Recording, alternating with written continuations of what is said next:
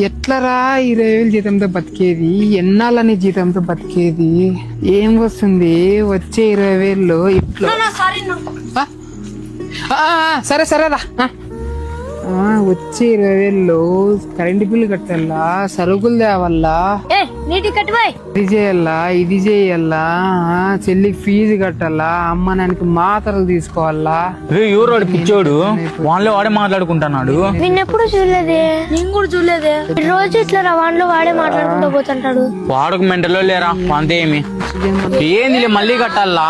ఎన్నాళ్ళని ఇట్లా ఇండ్లు లేదు, పట్టా లేదు, తాత ముత్తాతల ఆస్తి లేదు, ఒక సెంటు భూమి లేదు, నగ నట్రా లేదు. నగలుంటే ఇట్లెందుకుంటా?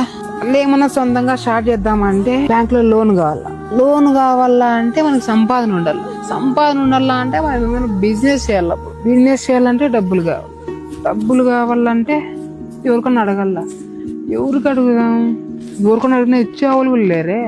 వద్దులే, మళ్ళీ బిజినెస్ లో లాస్ వస్తే అమ్మా నిన్ను నమ్మి ఓ బాబు వచ్చి పెళ్లి చేసుకుంటే దానికి డబ్బులు కావాలా. మళ్ళీ దాన్ని నేనే చూసుకోవాలా. అదే పనిక ఇంట్లో చెల్లెలు ఉంది, చెల్లికి పెళ్లి చేయాలా. ఇట్లా రా, ఇంత ధైర్యానికి ఇంత చేస్తున్నావరా? నీ లైఫ్ లో ఇంత చేస్తున్నావా? ఎంత కష్టం వచ్చినా నువ్వే చూసుకోవాలా. నీ మీద నీకు కొంచెం కూడా మనసాక్షి లేదా? రే నీకు 25 సంవత్సరాలు రా. వదిలేరా, నువ్వు ఇంత దూరం రావడమే పెద్ద విషయము. అయినా తోపురా. కానీ ఒకటే బాధ, ఒక ఆనందంలే, ఒక కోరికలే. కానీ ఫ్యామిలీని చూసుకునే దాంట్లో ఒక ఫీల్ ఉంది. చాలు, ఉన్న రోజులు నా ఫ్యామిలీని చూసుకుంటానే బతుకుదాం.